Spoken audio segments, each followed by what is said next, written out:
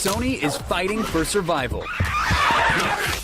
2011 should have been a blockbuster year for the gaming giant. Instead, Sony suffered its largest net loss in the company's history, to the tune of $6.4 billion. Okay, sore subject. What brought this Goliath to its knees? First, a tsunami ravaged Japan, laying waste to Sony's plants and halting production. Then, a devastating cyber attack on the PlayStation Network compromised more than 70 million user accounts and shut down the PSN for nearly a month. The PlayStation Network outage really hurt Sony's image. At a time when video game companies are moving towards, just simply providing a piece of hardware and then providing video games into providing an ongoing service, it made them look weak and it made Xbox Live look awesome. I'm sorry. The public outcry was so severe, company officials were left begging for mercy at last year's E3. You are the lifeblood of the company. Without you, there is no PlayStation. And I want to apologize both personally and on behalf of the company for any anxiety that we've caused you. But the damage was already done.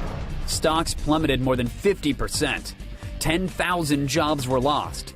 Then, to add insult to injury, the PS Vita's debut fell well short of expectations.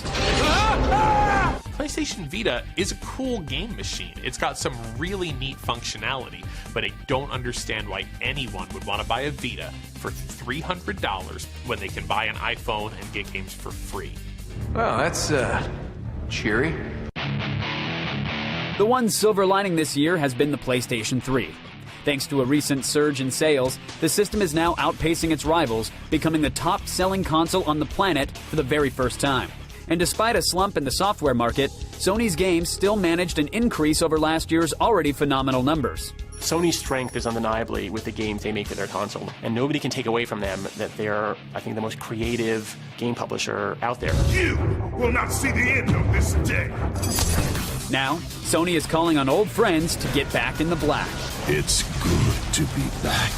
God of War Ascension, PlayStation All-Stars Battle Royale, and Sly Cooper Thieves in Time, I believe the time is now! are all ready to be unleashed at E3.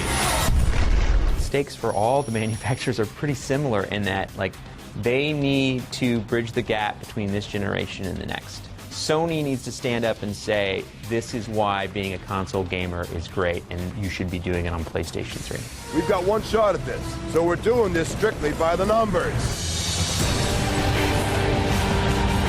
With everything on the line, can the former champ bounce back? This E3, all eyes are on Sony. My vengeance ends now. All right, so what do you think are the big things that Sony needs to work on this year, Morgan?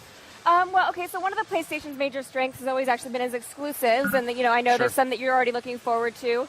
So, of course, we're going to have to see God of War, Uncharted, of course, Infamous. I mean, these are really powerful incentives to own a PS3. Yeah, give us a reason to own your console specifically. Yes. Also, the PlayStation Vita, I think that needs a bit of rescuing here. It was a remotely strong launch, and then it just sort of fell off in the weeks and months following it. Sony needs to release more Juggernaut Vita exclusives. I mean, I think that's the key for everybody, again, is its focus on the exclusives. Give us a reason to own the Vita. Well, and it's also hard because they actually did have a really strong launch Very lineup, strong, which was a huge thing that we criticized Nintendo for when they launched the 3DS with 0 games. And so, they almost went too far. They launched maybe too many Gave titles too at much the same time. too quick. They should have held back. And now that everybody, Microsoft has shown their second screen gaming solution. Nintendo Wii U has that built right in. Sony's really got to push the Vita or some other technology that shows that they're not going to fall behind on the second screen game. And a price drop would also be kind of key. That'd be very nice.